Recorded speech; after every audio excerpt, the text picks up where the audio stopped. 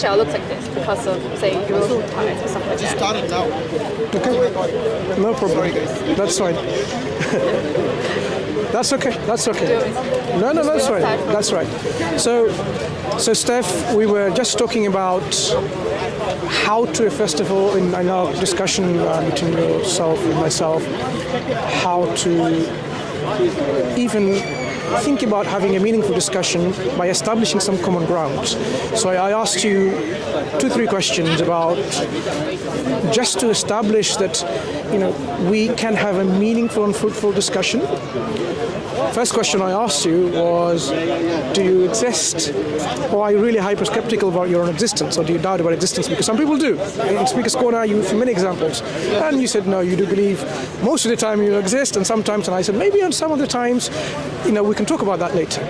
And I also asked you, do you also believe in that we can make sense of this world using our rational faculties, our intellectual reasoning? And because if we didn't, then we can believe in anything without accepting what follows from it. Like if you have a hypothesis, our conclusion could be to do something different, unrelated to what proceeds from the methodology that we're using to answer these type of questions that we are raising. And we affirmed that yes, of course, we have to make sense of this world using our rationality and human intellect. Because if we didn't, then we will be in a world in which everything is possible and everything is nonsensical and so on. And then I asked you, finally, this is the question I could have asked you before, what do you make sense of this world? Do you believe that you are a product of something, an originator or a creator or some kind of, God that exists, that created you in relation to who you are, or simply we're just here, Some people assert we're just simply here and that explains it. And you quite rightfully told me that, am I asking you, do I believe in God? And I said, of course, yes. And then you affirmed that, yes, you believe there's something out there.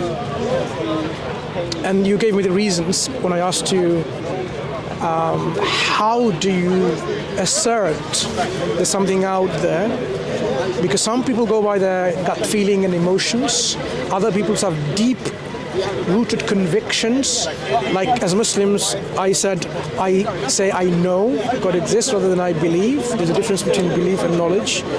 And based on our particular outlook, our convictions or otherwise, we have a particular understanding of what this something is. And you were explaining, even though science may not answer all the questions, being a very good tool to understand the reality, science may not answer some of these questions about this.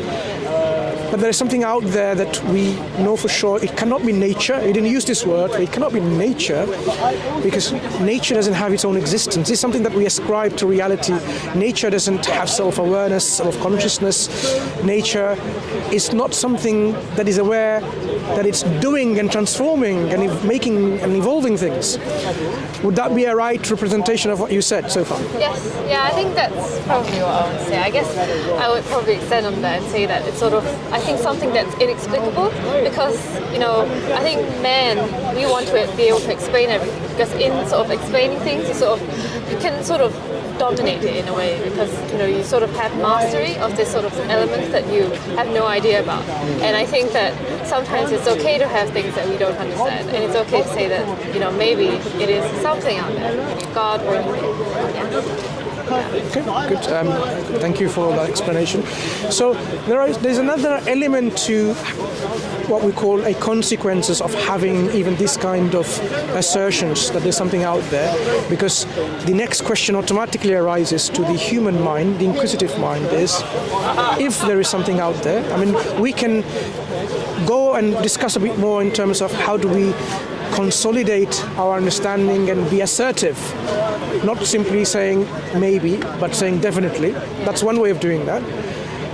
But having said that, the consequences follows from it. If there is something, even if, what is the nature of this something?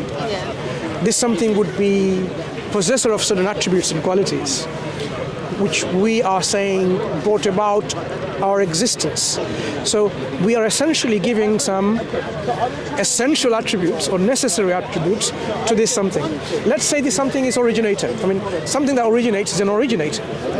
God is a very loaded language, which is a concept of a being that is worthy of worship, that is worshipped. People give their gratitude, their thanks and glory, their honor and the reverence, full reverence to this being in a way which is called worship, and that's the deity or God. It's very loaded language, I understand that. But if we just said originator, the concept originator doesn't automatically imply you have to worship the originator. Originator is something that originates things.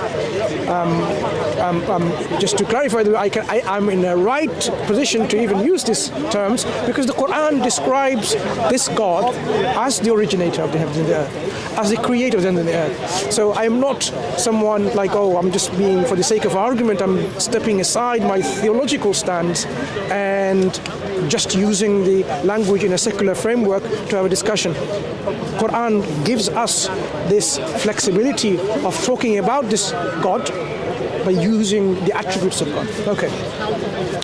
Shall we start with me giving you certain reasons why I consider, and maybe you can just tell me whether my thinking is something that needs refining, needs amending, needs modifying, changing perhaps, because I'm not on the right thinking process, which gives me the confidence that there has to be an originator. Okay? I'm going to start with something very simple, which is about what I started, mine and your existence. If we exist as an existent being, like I'm something and you're something, can you imagine a time, and this time is in inverted quotes, right? Because there are different theories of time, the A theories or B theories, the string theories of time. But time, we understand, is where we can talk about past, present, and future, and so on. So if I use this very loosely, can there be a time in the past? Because there was a past earlier on. Now we are transversing the present into the future. So always like this. This is the arrow of time. Was there in the past ever where there was non-existence and absolutely nothing? If we exist now as something, is it even possible to say that there could be absolutely nothing at one point and then something came and from which we are still something? I think it's sort of possible, sort of both ways. I mean, like, scientifically, you have the Big Bang, where people explain things as, like, in a way, suddenly there was something there. And I think that is definitely a possibility. The other possibility is that something has always existed, and that something, I guess most people would argue, probably creator, God, whatever. But I guess the question is, like, can something come out of nothing? So it's like... Exactly. So when we say something being originated from or by nothing, so let me just very, crudely and roughly describe what I mean by nothing. There are 9 levels of nothingness, which I don't want to bore you about, but that's how our scientists or philosopher scientists will explain to you. They're different. If I give you a present and you open up and you say a box which has nothing inside, it's not nothing, I gave you a box. So even though there was nothing, meaning no presence, but it wasn't nothing. So even though you could say, there's nothing, that's one level of nothingness. Am I getting cold? Excuse me. Or it feels like no, it's not. So even though I gave you a empty box with no presence, so there's no presence in the nothing. This is one of the levels of nothingness, like the first level of nothingness, but it wasn't absolutely nothing. Why? Because there was a box, there's something. And if I then go into another deeper level of this nothingness, within that box, there is space and time. I can go even deeper. Within this space-time, there's quantum fluctuations. This is part of fabrics of reality. There's a space-time and so on. So you can go down and eventually you come to a point where you can say, okay, what if I'm saying the nothing I'm talking about has no space-time, quantum fluctuations, no gravity, no energy, no possibilities of any of that. That's absolutely non-existence, nothing. So that's what I mean by nothingness.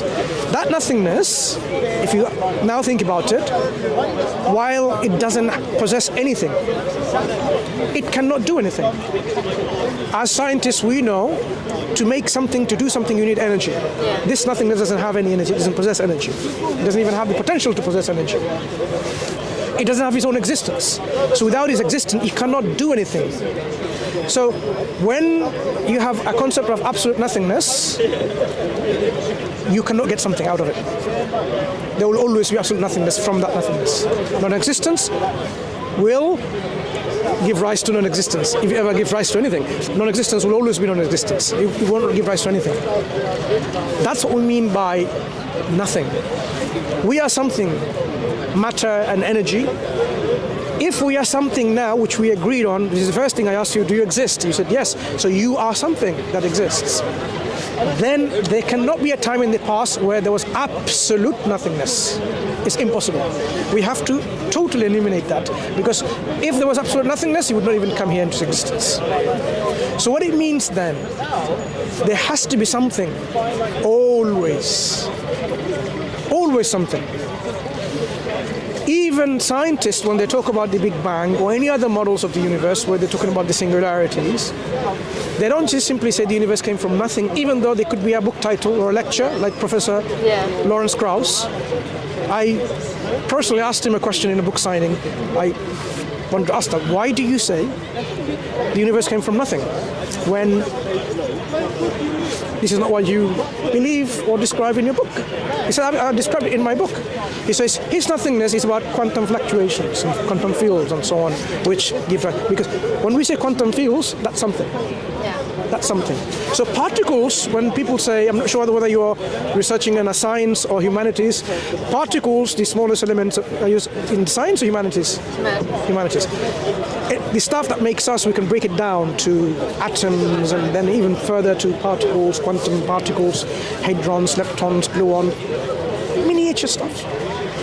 These things are something. So when they say particles pop out or into existence, they don't never mean it was non-existence. They only talk about they are transforming from one state to the other. It was already in existence in some form or another that we don't know what shape or form that is. So it's not non-existence coming into existence. So even scientists believe and acknowledge there was always something, but they would not use the language always, because always connotates some kind of time frame, and for them our universe came into existence with time and space about 16.7 billion years ago. So there is no such thing as a before, because before connotates time. If time began, so what language do you use to say before? You can't. So that's the limitation. But they would acknowledge it has to be it. Their existence is, always has to be, because you can't then get existence out of non-existence. So something always have to exist. Now let's try to understand this something with your something that you say has to be there.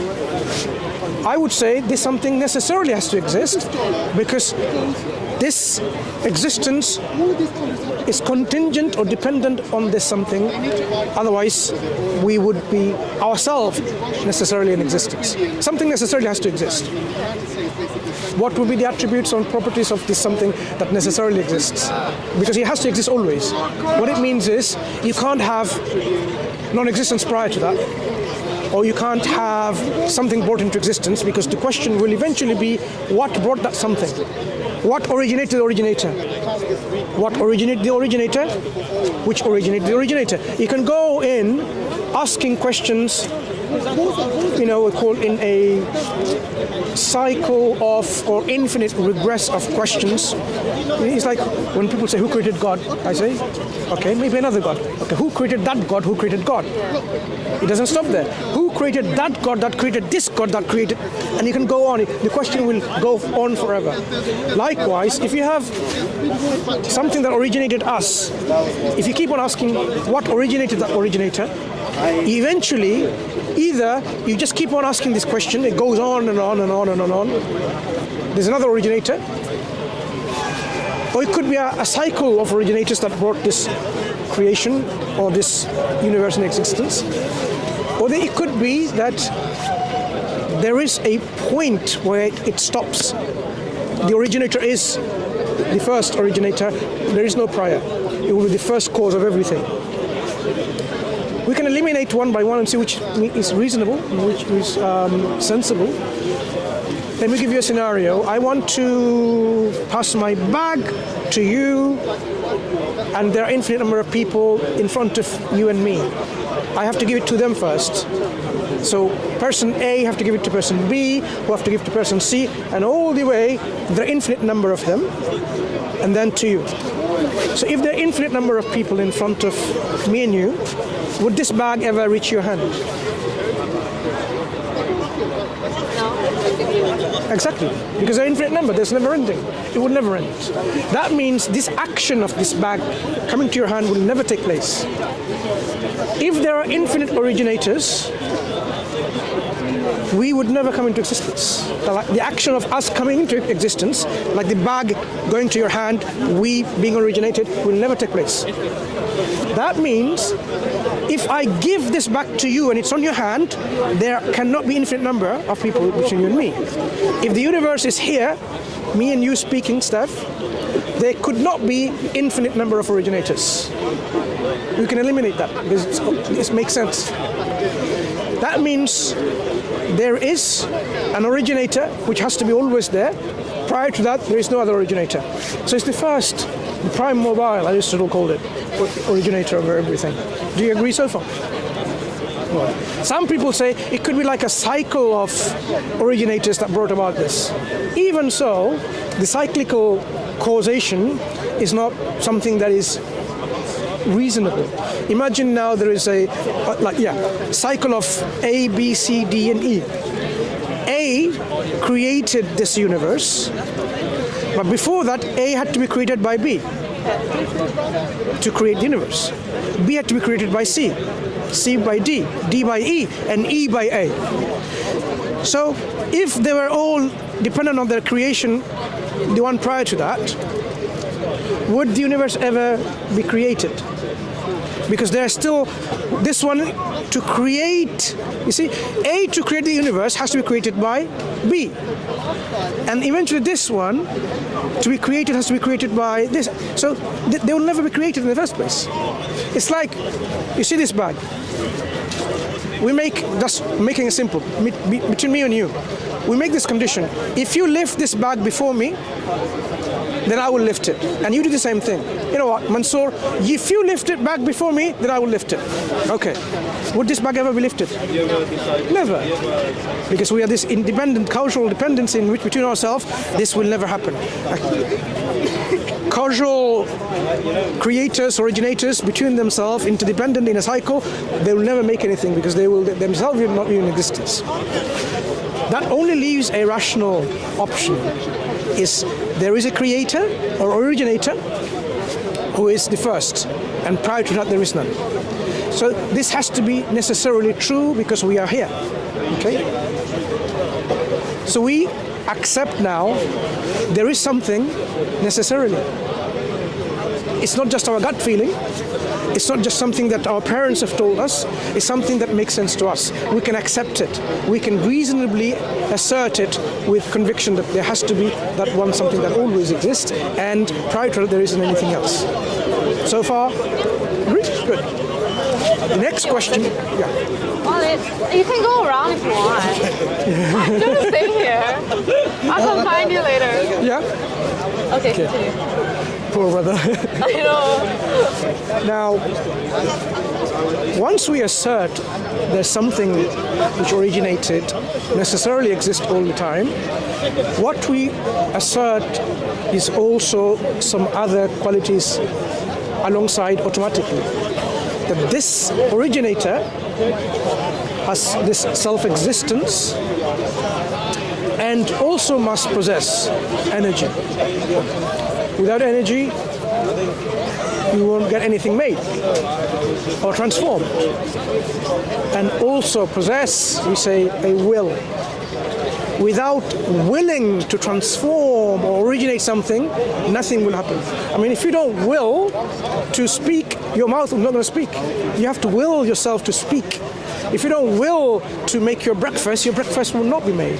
If you don't will to go and do that experiment, the experiment will not do it by itself. This is called the willing agency. So the creator, originator, if it didn't possess this property of will, when we say will, choice, will, this universe will not come into existence. Some people say, oh, it just happened, just accidents, it just happens. I mean, we don't see anything happening like that with a universe with this precision and harmony, with this complexity in organization, in such a harmonious, organized assembly. To assert it just happened by accidents is really an insult to human intelligence. If I ask you, my phone can assemble by itself without any willing agency. A willing agency could be a human which programmed a robot to assemble like this, so it's following a program willed by a human agency, or the human themselves assembling it. We cannot envisage this kind of assembly without a willing agent involved. Anything that you see in our reality, you cannot get this complex, harmonious, organized assembly without knowledge, will, and assembling like that. Well, why think about the origins of whatever that we created? Why can't it happen by chance? And then which gave us what we have now, and then we have the sort of agency to be able to create things. Like, why does it have to be that the person who created everything, like the entity that created everything, why does that entity have to have some sort of agency? Because agency in the end, it's also sort of something very human, like we have minds, we think and stuff like that. But what is this entity? It's something, but we can never sort of define it, not in terms of our sort of the ways that we understand the world. Yeah. I'm simply asserting whether this originator has agency of will or not. If there is no will involved and the creator is there, why should anything proceed? Is the question. Why should anything proceed? Like, imagine now I'm the painter and there's a board there. Actually, there is one. And I just stand here and I don't will to paint.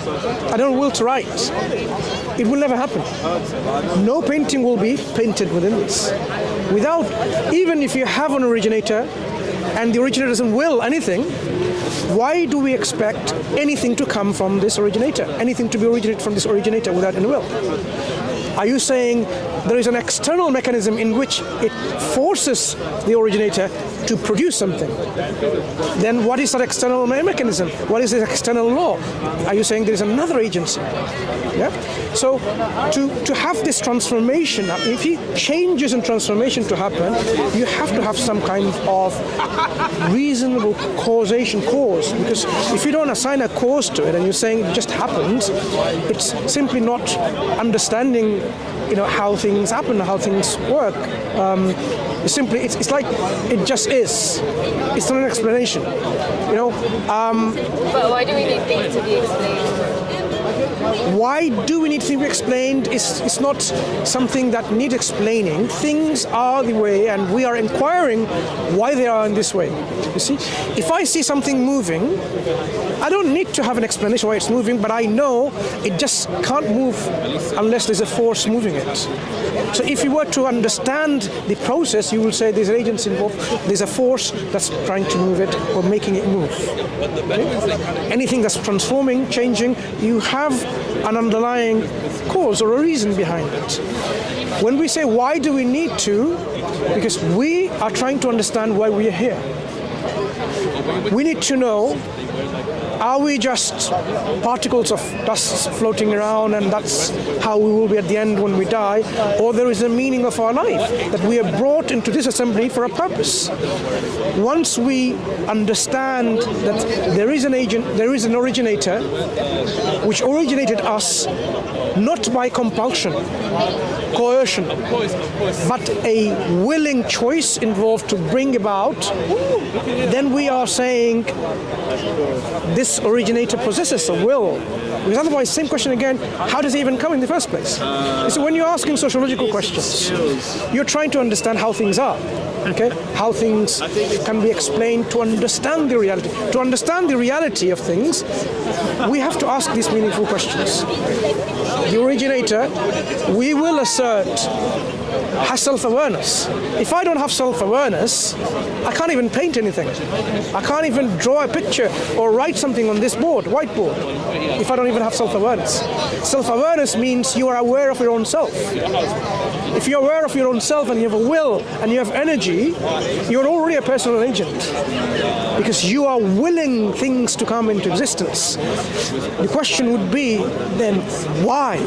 Why did this originator will us into existence? What other characteristics would there be? Would this originator be deficient in any way? Would this originator be limited in any way?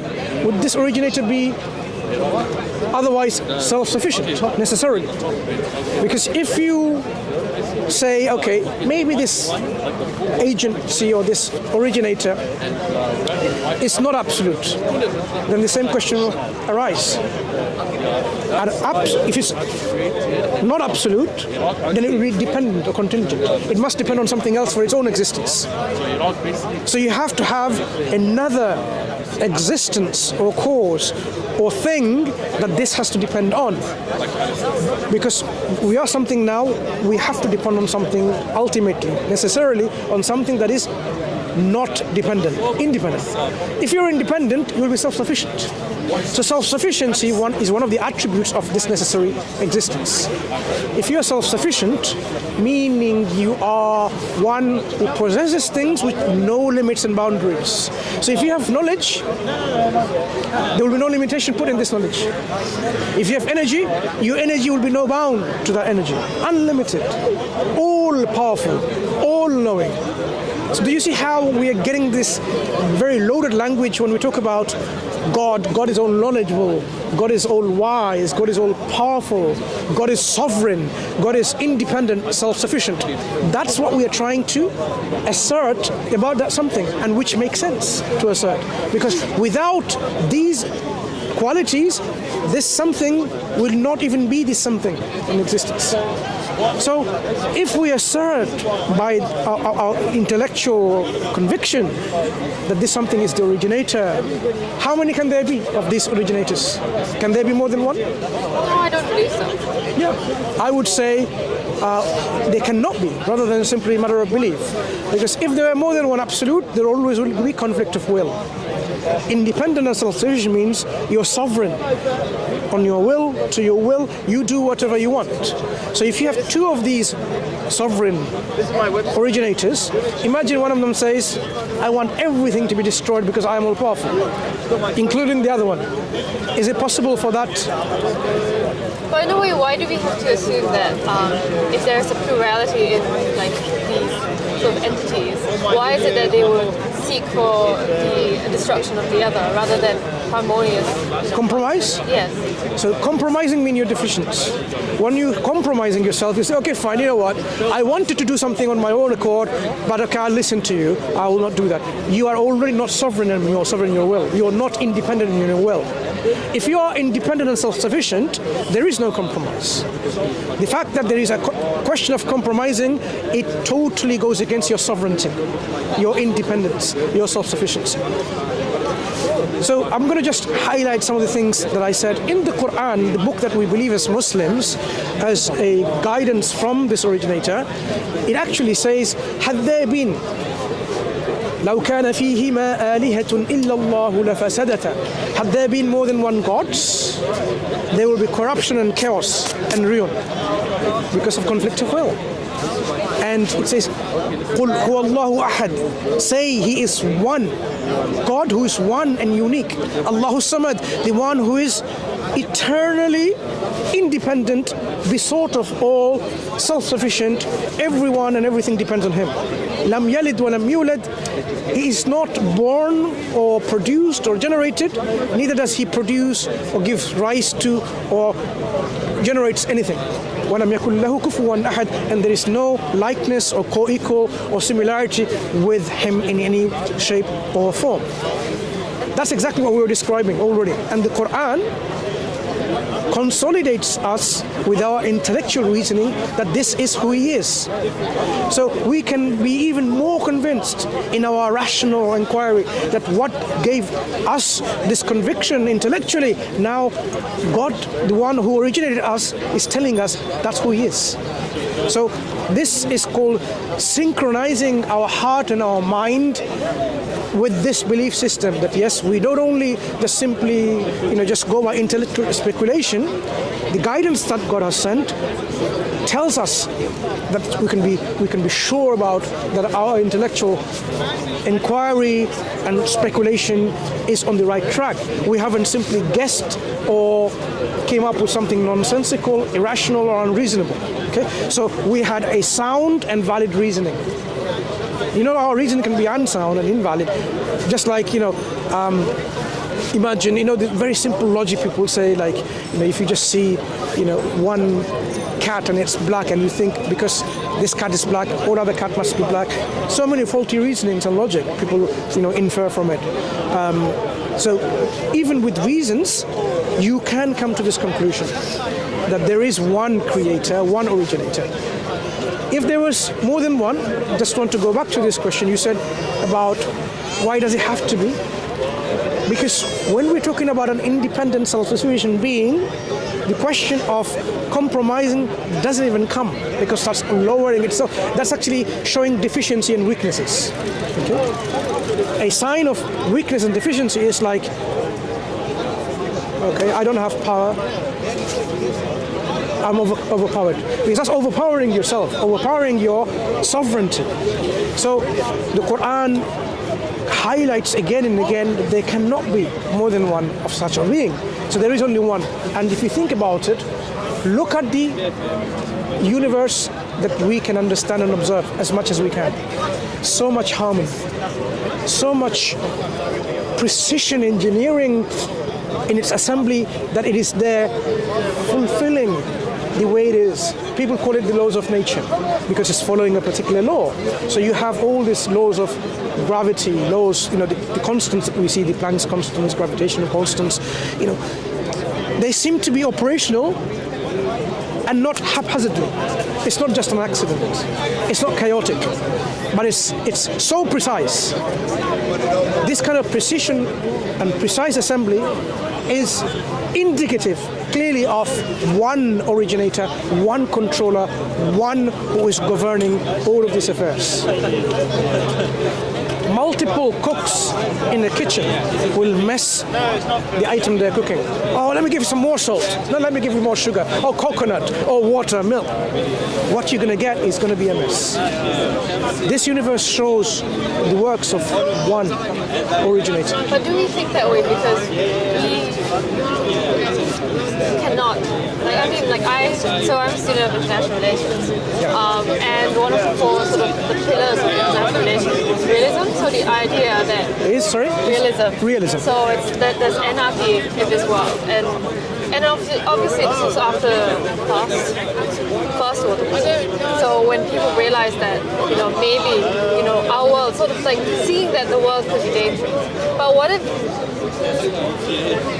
we think that way, and therefore we think the entity God is like that as well? But why can't it be that there is a plurality of peaceful entities that make decisions that may not be perfect? Like the other thing that I want to ask is, why does it have to be one singular perfect creator? Like, I feel that sometimes things that happen in our world are not perfect. They're very far from perfect.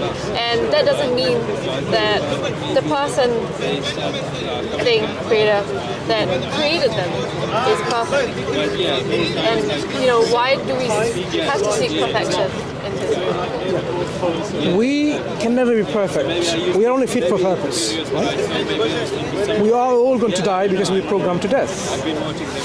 When we talk about our originator is perfect by necessity.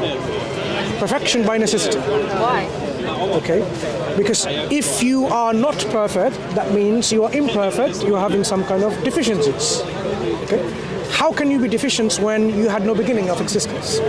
If someone or something exists without it being caused into existence, There is nothing that you can be limited by or limited with. If you have knowledge, for example, you will possess this knowledge without any limitations, because no one is imposing some kind of restriction in your knowledge, because you're not bound by any agency that gave you some knowledge. What you will have without having a beginning existence, you will have it with no restrictions. This is what we mean by absolute attributes, not dependent attributes or weak or finite attributes, because we are talking about something that exists without a beginning. If you exist without a beginning, think about it. Imagine you exist without a beginning. There will be no limitations on your existence. There cannot be anyone putting limitation on your subsistence of your life, because you had life without anyone giving it to you. So no one can take it away from you already, because you already had that life. So your life, if you have, will be totally absolute life, perfect life, which will not come to an end by you're going to die or you're going to cease to exist. It will never happen. So anything that you will have and possess as characteristics, which is not acquired, it is inherently possessed, because no one is giving to you, because there was no one there before you to give it to you. So if God exists always without a beginning, there's no one that's giving attributes and qualities and properties to God. It's like, okay, well, I'm going to give you knowledge, I'm going to give you power, I'm going to give you love, I'm going to give you kindness and mercy, justice, I'm going to give you something throughout, compassion. None of them is given. It's already not acquired, but inherently possessed. Sorry, it looks like you guys need this one for you. I don't actually. Oh, you don't? Thank you. Okay. Give it to some others. I'll give it. Okay. Inshallah. Thank you. But thank you, my brother. Jazakallah khairan. Yeah. By all means, please. So, if something's not given to you, you inherently possess them. If you inherently possess them, then that's not restricted. That's why we say these are perfect attributes. Has to be necessarily perfect. It's a matter of just trying to understand, not just by looking at the deficiencies of this world, but looking at if there is something here, it has to necessarily depend on something independent and absolute.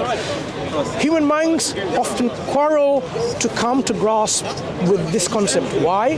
Because how can there be someone greater than me? How can there be someone absolutely, infinitely more powerful, more knowledgeable, more wise, more compassionate, more loving, more kind than me?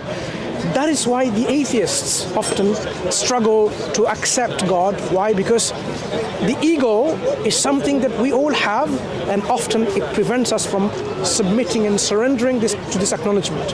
Like, imagine you are so smart, I'm sure you are. Sometimes it's difficult for you to accept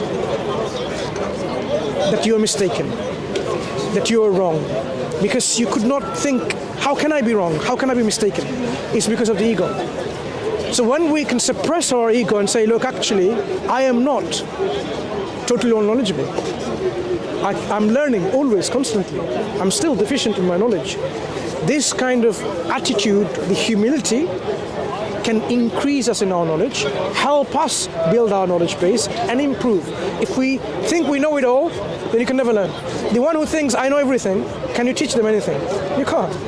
So atheists often, they struggle to accept that there's someone out there who has all these attributes of perfection, because what that means is they are a creation dependent on that creator, originator, and there's a relationship.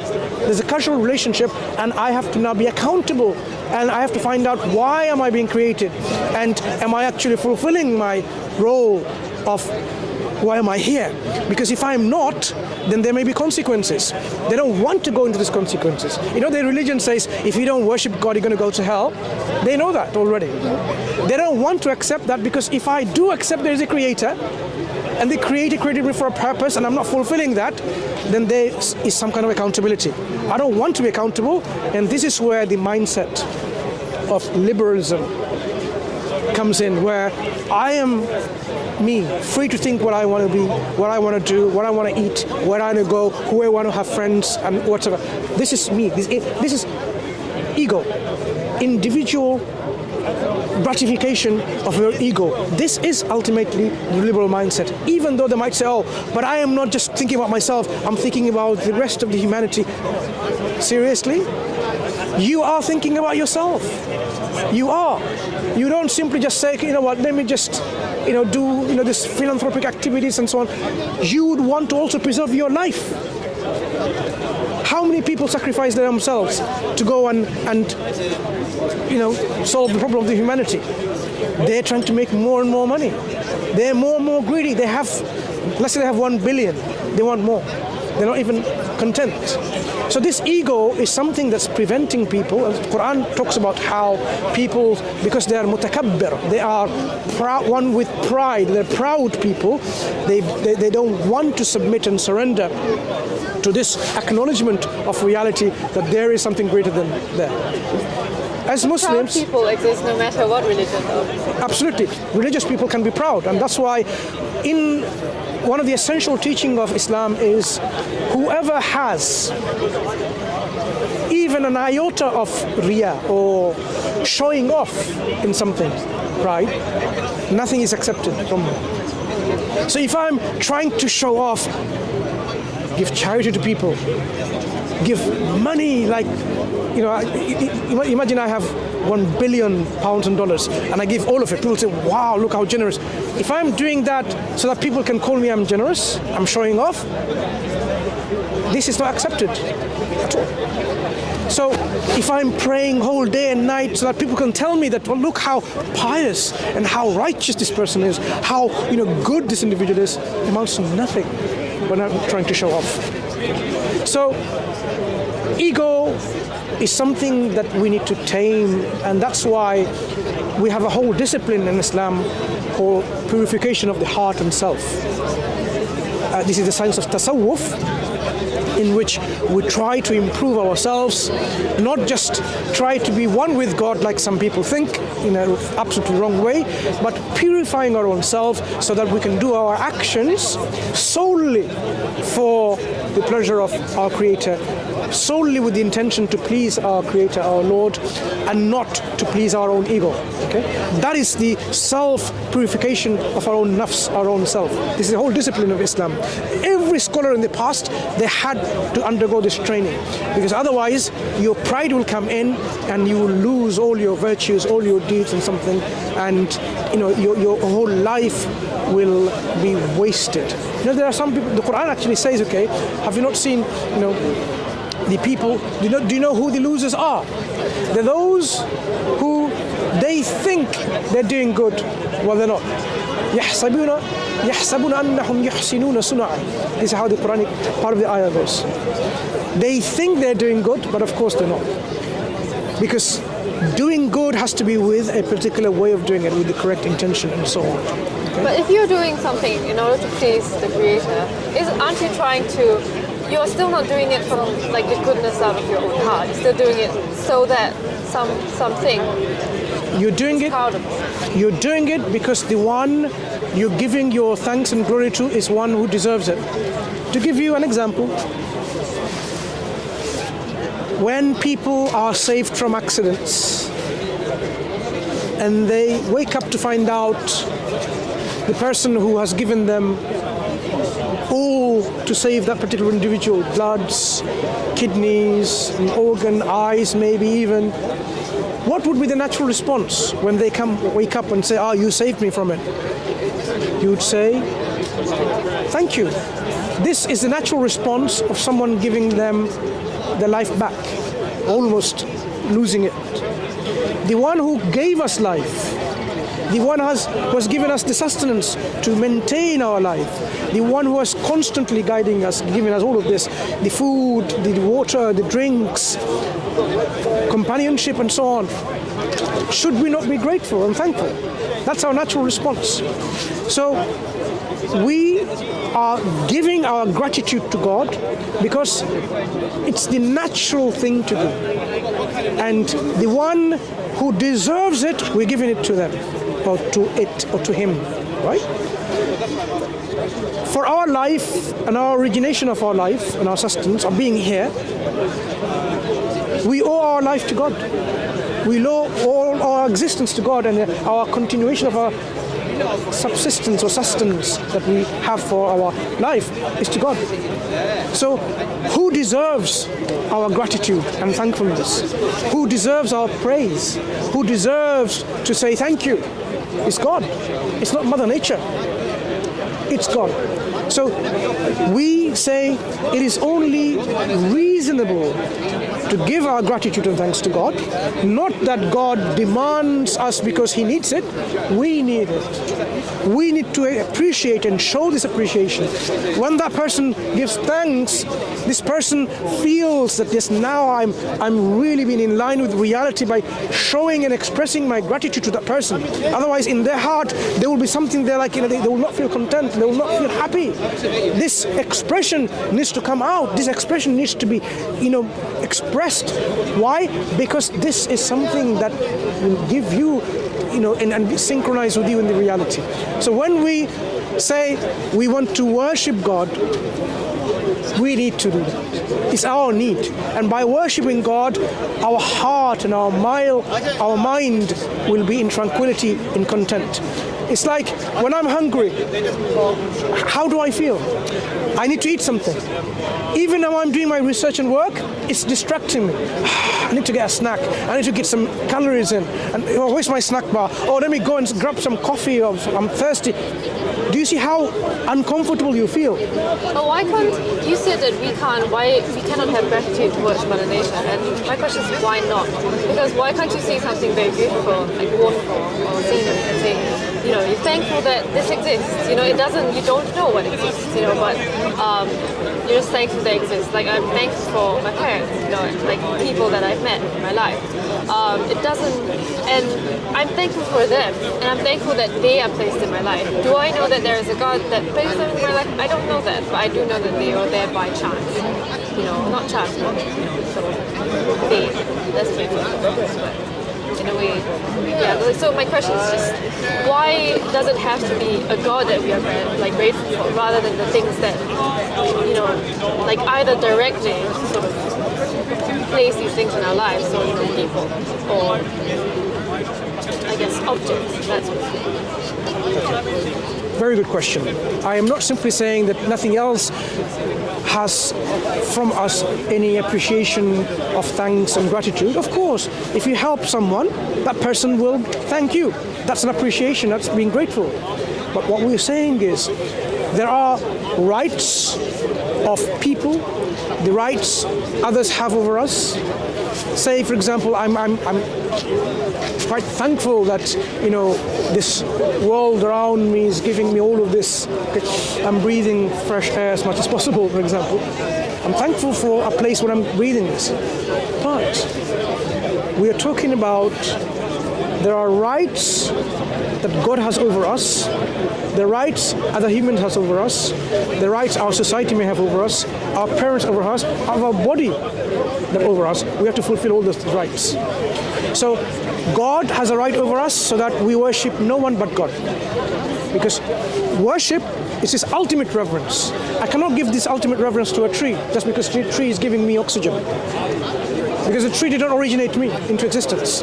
The ultimate reverence cannot go to a tree. I can be thankful to a tree. I can say, thanks to these trees that we need to plant even more. And they're giving us all this benefit, right? Parents, we have to be grateful to our parents. We have to be kind and show appreciation to our parents. But they did not give us life. So the ultimate reverence, the ultimate thanks and glory, in fact, the epitome of all of that is ultimately due to God. That is the right of God that we need to demonstrate and need to show.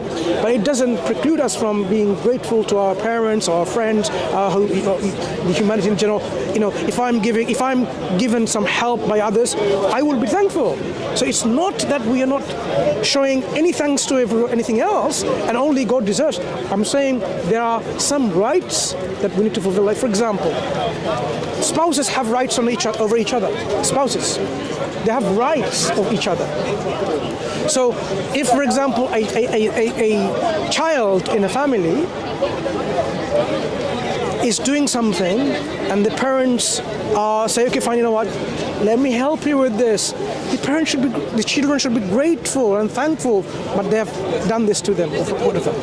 It's not that the child is, okay, fine, I will only thank God and not you. No.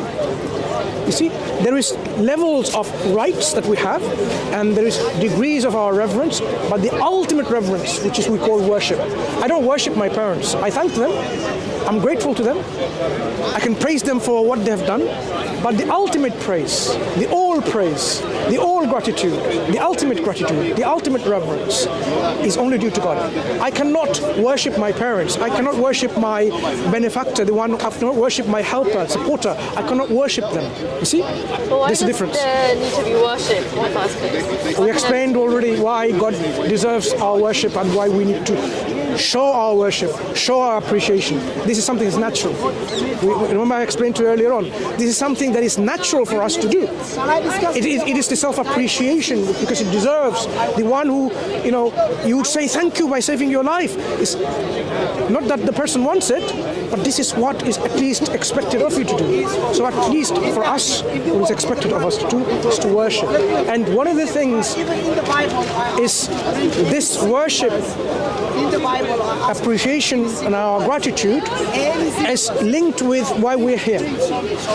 Because we are created for a purpose, to fulfill this purpose, to see whether human beings with ego, with will, with a choice, is able to appreciate and demonstrate this gratitude, or they're too proud to do that. Based on this, our originator will reward us or make us accountable in the hereafter. Those who appreciate and saying, okay, even my faculty of intellect, the choice that I have is a gift, and now I'm thankful for God, then they will be rewarded for this appreciation. How do you know that there's a reward? I cannot know this by myself. This is something that our originator has told us, confirmed us, promised us. But I can appreciate that there has to be a reward and a punishment by looking at our world here. Okay? Remember, there's two things. One is intellectual speculation, our reasonings, and other is a confirmation from our originator. So let me give you an example of justice. Aren't there many people who live like kings, have wealth and power and status, but they oppress others, they kill others, they rape others, they torture others, they ethnically cleanse, they make genocide? There are many people. There are many drug lords that do that. And let's say some of them die and the worm comes and eats them, and the victims who were raped and oppressed and killed and so on, and then they die and the worm comes and eats them. The end result is the same. Where is the justice? Justice hasn't happened. Justice demands that the wicked doesn't get away. Justice demands the one that is good is rewarded. The evil is punished. The bad is punished. But in this life, there are many people that just simply get away with it. Even a child, maybe who's 3 years old, knows the concept of justice. Try snatching a toy from them. What would the child do? They might start crying, give it to me back, it's mine. No one has taught them what justice is, because they know you have violated justice. What belongs to them, you have snatched it away from them. You've committed injustice. So justice demands that there has to be a day of accountability, a day of judgment, in which the good and the bad, the evil and the righteous, they are accounted for their actions, and then the justice is done. Where anyone who's done injustice, they will see the consequences of that. Anyone who has done who's good, they see the consequences of that. What is the reward of good other than good? What is the reward of good other than good? This is what the Quran says in Surah Rahman. هل جزاء الإحسان إلا الإحسان. What can they be rewarded good other than good? So anyone who does good, they will be rewarded with good. The good and the bad, how can they be equal? أفلا كيف تحكمون? How do you judge? Quran says the good and the bad cannot be equal. So if there is a bad person who gets away from being judged and justice done to that individual, there has to be a day of accountability.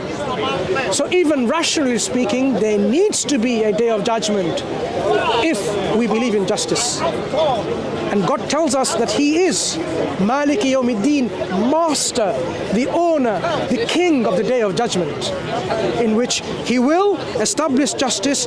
Not a single soul will be treated unjustly. And He is Laysa bi dhallamin lil abid. He is not in any way, even to the least, just to His worshippers, to His slaves, to His creation.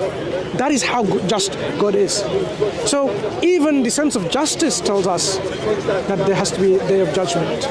So when we talk about our purpose in life, if we don't fulfill our purpose and we are too proud, then we have to accept the consequences of that. If you sit for an exam and you say, I don't care, I'm not going to write any answers, you don't expect your examiners to give you any marks.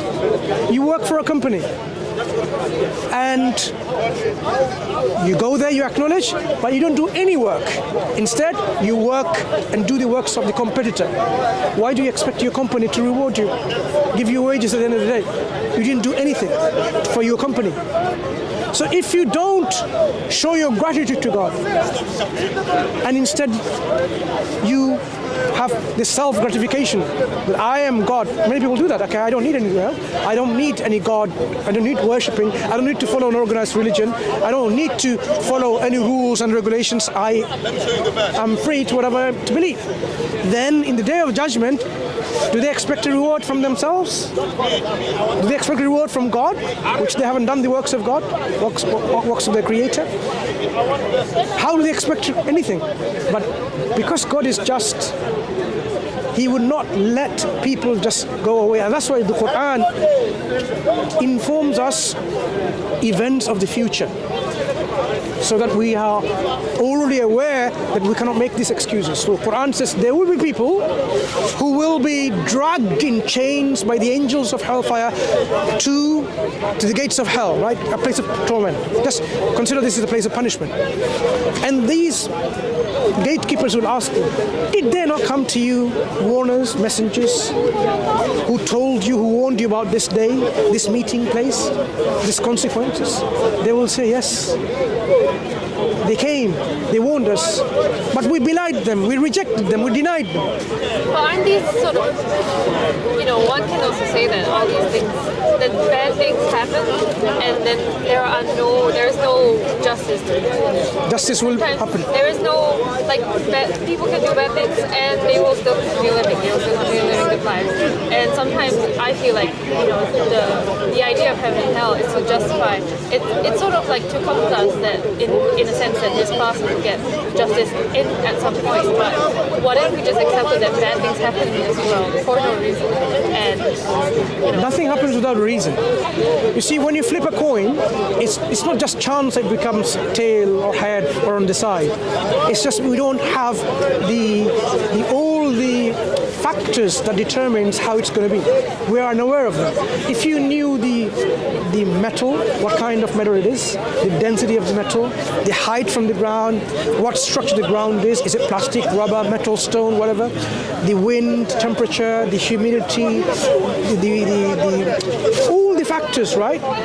You can say it is going to be head or tail. There is no such thing as a chance. It's all governed by laws that we are not familiar with. This law is the laws of God.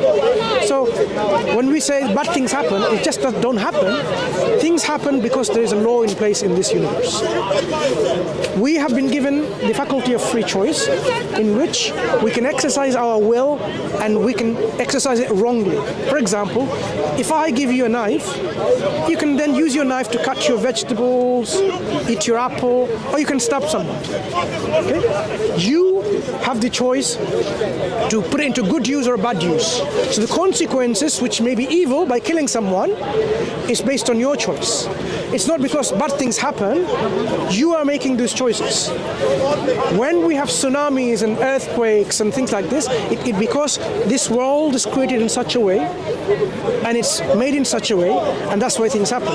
God did not create, our originator, God did not create this world utopia or paradise or heaven.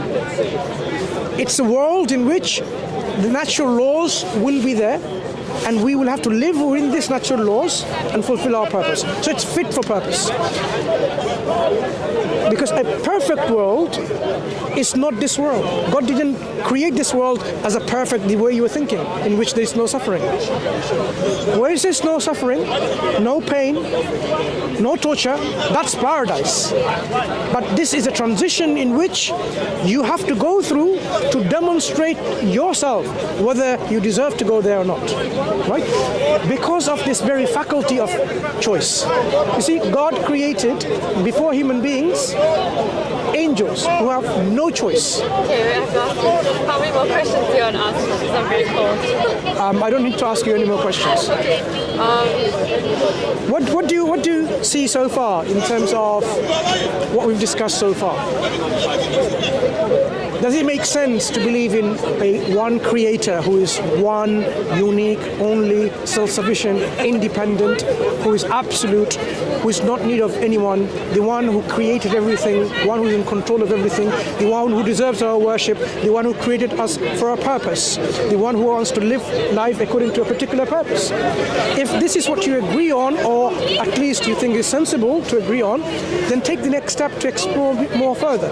To say, if this is the case, then I need to know about this creator. I need to have a relationship with this creator of one of submission and surrender. And that is what we say is all Islam is all about. Islam is about your own surrendering of your own self, submitting of your own self, of your own will, willingly and sincerely to the will of this one true God. That will make you a Muslim, and that brings you into the fold of Islam. That's the submission. And then you take the next journey in living the life accordingly as a Muslim. So if you think all of these things is sensible and reasonable, take the next step, take the next journey of self-exploration, self-realization, and then you are convicted in terms of, convicted is a wrong word probably, it's like a negative term. You are totally convinced, and you affirm, and you live a life accordingly. So Islam, what I've described so far, this is what Islam is all about. I didn't have to tell you, like, become a Muslim. I've given you the reasons why one needs to become a Muslim. I didn't have to take you accept Islam. I've given you reasons why Islam is the state of being that everyone should follow. Okay, Steph, it was nice speaking to you. I understand the weather is very cold. It's about 0 degrees or even less than that, probably. Yeah. Probably. If you have more questions, keep asking. Okay. Ask the brother. And then if you have time, come back again. You can have more discussions for clarification and so on and so forth. Any questions you have before you go? Okay. Anything that you disagree with so far, so at least we can talk about. For me, I just sort of feel like, yes, I acknowledge there's something out there, but I don't believe that worship is the best way to, I guess, thank this entity for being there. I think what's more important is to do things because you want to, because you feel compassion for like the people around you, for the world that you live in. Because I think when you get to worship, it starts competing with everyone, Christianity, Judaism, Buddhism, every other religion that believes that they have the right way to worship and they know what God is. And I think for me it's like, well, God can be everything. These are two different questions in terms of how do we isolate the Islam from all other belief systems, and can God be everything and everything is God, this kind of pantheism or different ideas like this. These are different questions where Islam gives you robust answers and mechanisms in which you can actually acknowledge the falsity of these systems. That's what I have to say, because they're not in line with reality, but something that we can discuss later. But in terms of what you said about worshipping in others.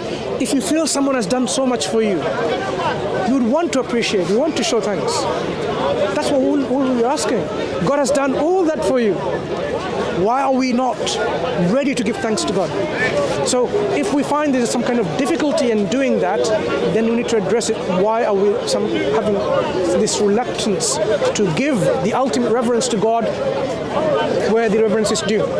Imagine you know that person gave you the food and you're just keeping the other person because you thought it was the other person who gave you the food, even though they said no, it was this person.